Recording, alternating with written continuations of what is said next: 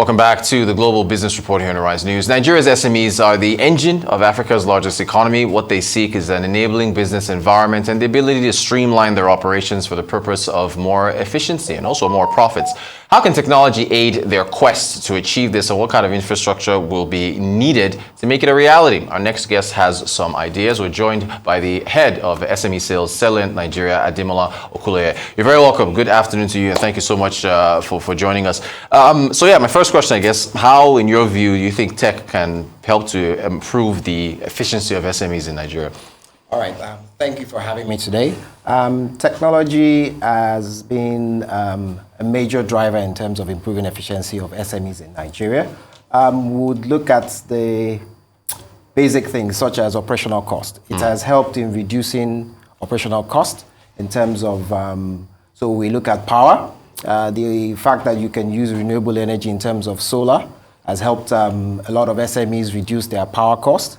In terms of staffing, non-core staffing functions are being outsourced. There are so many applications out there for accounting. Now, I'm sure you don't need a secretary to book your appointments. You don't need a secretary to set up meetings for you. All you need to go is there are different applications where you can do that. In terms of also payroll, you don't need a large finance team to do your payroll. There are different apps out there that you can use to do that. In terms of communication, as we can see now, there's so many apps out there that you can use in communicating, which makes it easier. You don't really have to. That's why if you look at the voice calls, the value of voice calls are reducing vis-a-vis data calls. So now you can actually set up a meeting with a customer that is in Nairobi and you're here in Lagos or anywhere in parts of the world. So it has reduced the cost of having to fly out.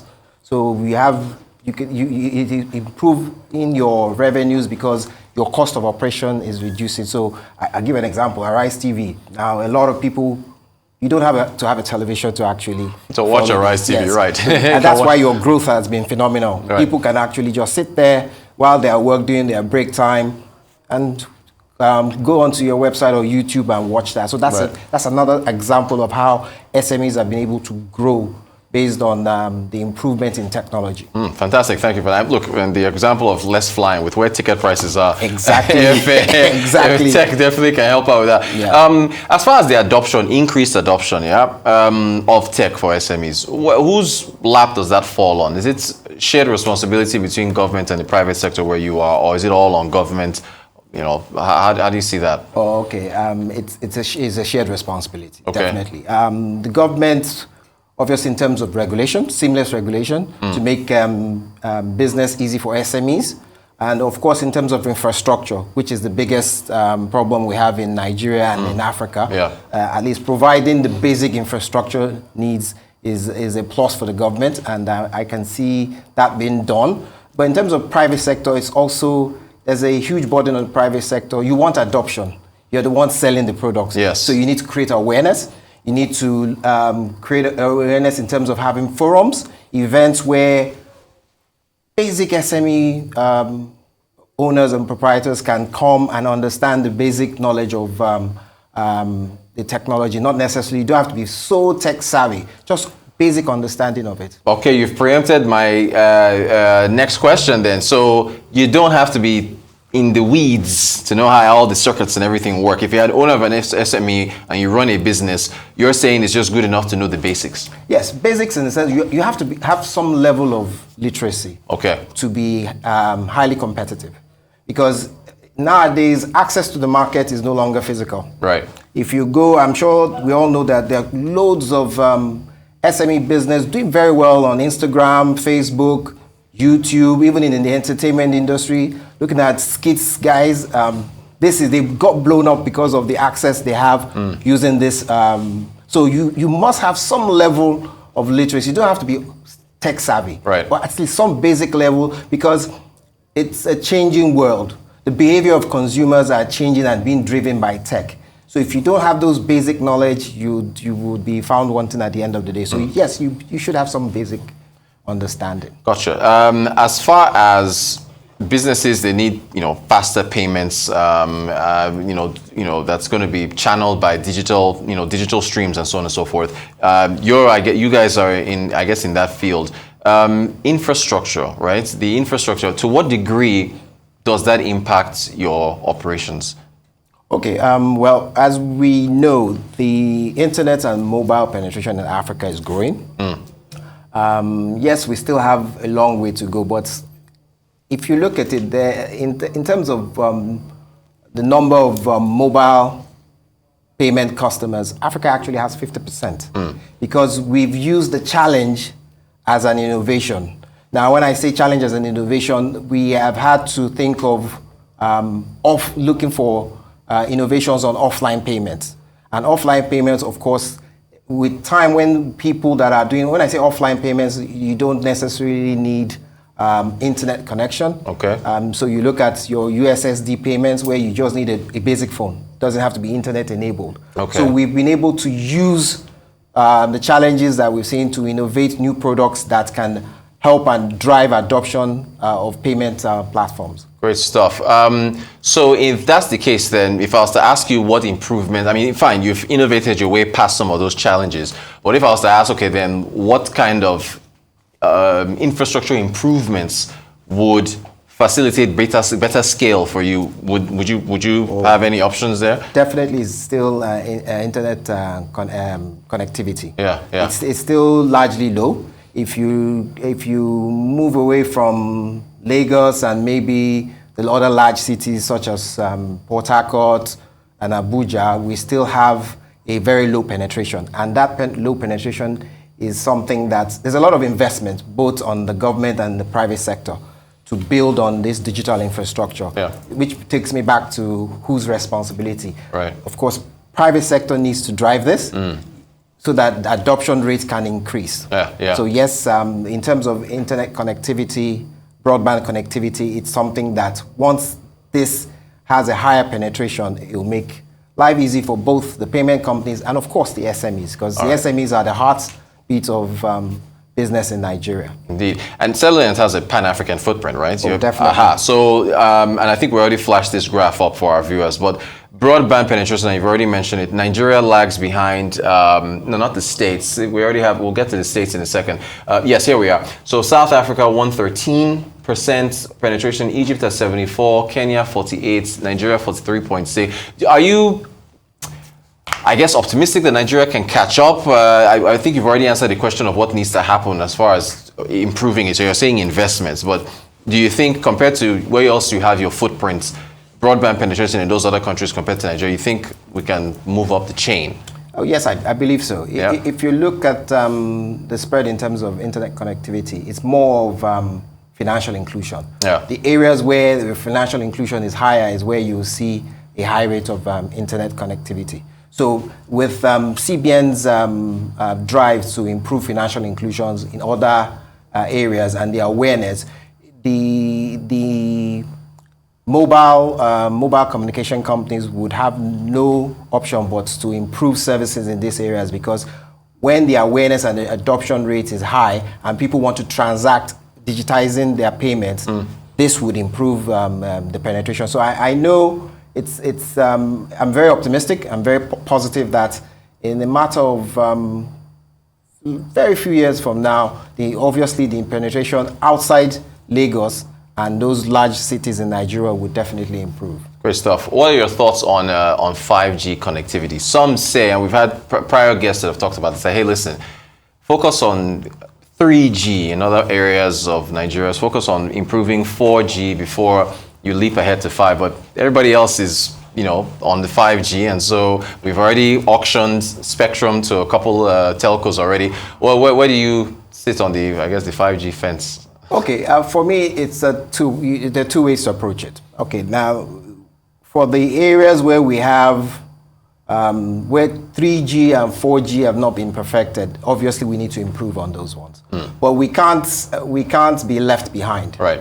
In terms of digital payments and not just digital payments, technological improvement, 5G is the way to go because it's faster in terms of health, safety, and security, we're looking at opportunities of remote surgeries using because 5G is fast. Yeah. Then, of course, traffic control, traffic management can be improved because nowadays most appliances and equipment are on the internet. So with that, we see improvements. So definitely in terms of that, we can't sit back and say, oh, no, we have to perfect 5G, 3G. For areas that we need perfection, we'll do that, but we need to move forward. And I feel strongly, especially for the payments ecosystem. 5G is the way forward. Well, you see, you keep preempting my questions. This is good. There's a flow to these things, right? So yes, and I'm just to pick up on that. I was expecting you to mention the payment space. So, it's obvious here. 5G is big for payments. Definitely. Yeah. Definitely. Okay. Lagos State. Now we can put up that graphic for Lagos State, where, in fact, we put it up.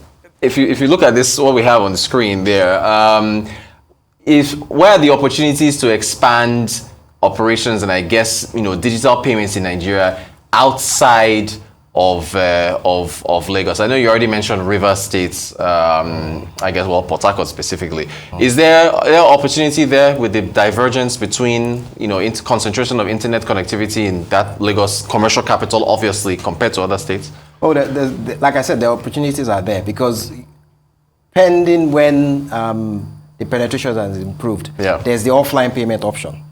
So by the time a lot of this, so there's no barrier in terms of where the opportunities are there. They're everywhere. As long as there's a trader that needs money to be paid and needs money to be received, then there's business there.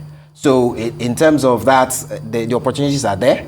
The offline payments would give some level of literacy and awareness so that by the time there's penetration, they're ready to go. So there's no barrier. Anywhere in Nigeria, we have our products where they're being used in almost every part of Nigeria. We have large enterprise customers that have outlets in 300-400. They have 300-400 outlets cut across the 36 states, and they're using the offline option. So the opportunities are there. Is this something that you see with, I guess, every major, so the commercial capital of all these major countries? So you're a Lagos, a Cairo in Egypt, a Nairobi in Kenya, and Accra in Ghana. It's the same situation, yeah? Where that concentration is there and then you've got less outside in other states. Yes, but in East Africa it's a bit different. Okay. They caught up with the digital payment awareness earlier. So there is more spread across. But yes, most African countries, it's always in the commercial capital or the capital of the country. Right. What does the future of payments look like to you? Do you see more competition in this payment space? Do you see things getting faster? What's your outlook? Okay, the outlook is very bright. Yeah? Especially in Nigeria, it's very bright. For competition, I'll say it's more of collaboration. Okay. Because if you see, there are loads of fintechs that are business specific. Yeah. But you need each other in terms of accessing the market. I'll give an example. We partnered with UBA recently. Okay. Where we're doing, we're also helping their customers. Then we also partnered with Grey Finance, where because of remote work, which is one of the advantage of technology. There are loads of Nigerians that are working remotely for companies abroad. So we partnered with Grey Finance, where you can actually open and operate a foreign bank account. So those are the kind of collaborations. If you're a savings fintech company, you will need a payment platform to power your payment. So I see more of collaboration than competition. The competitive parts, I think we've gone past that. To move to the next level, there must be collaboration. So it's actually a great point. But I'm sorry, I'm trying to force an answer out of you on the competition. But do you worry about the dominance of the telcos? That's something that's because they seem to have, as far as their channels for the medical. I think you mentioned telemedicine and so on. Yeah. Do you what do you make of their growth trajectory? Oh, of course. They're definitely competition, but everybody has. There's room for everybody to operate. Right. There's room for everybody to operate. In Nigeria, we do more. Unlike the eastern part of Africa, in Nigeria, it's more of the banking system. So as long as that is still dominant, payment companies will still thrive in that business. the fact that they're coming in is also, we don't see it as a threat. Okay. We see it as an opportunity, because if they're coming in, that means for them to actually get the best out of the system, they need to get internet to places where currently the penetration is low. So it's good for everybody. Once they get that into those places, we also have access to such subscribers and customers. So Fantastic. for us, it's not. No, you're not too worried. Any expansion plans for you in the medium to long term? Okay. Well, in what we're doing, our biggest drive in terms of SMEs is trying to get the SMEs on board in terms of their payments and collections issue. We have one platform where makes it easy for them to monitor their transactions, do reconciliation of their transactions, and also have zero fraud issues in terms of that. So you're sitting in, you're the CEO, you're sitting in Lagos. With one view, you can see all your transactions from Aba to Edo State to Calabar so you have that access. So it gives you more time to do other things, and just makes business seamless. Like we say, work is already hard, payment shouldn't. It shouldn't be. I like that. Ademola Okuleye, Head SME Sales at Cellulant Nigeria. Thank you so much for joining us to talk about tech and how it can help SMEs scale. Really appreciate your time.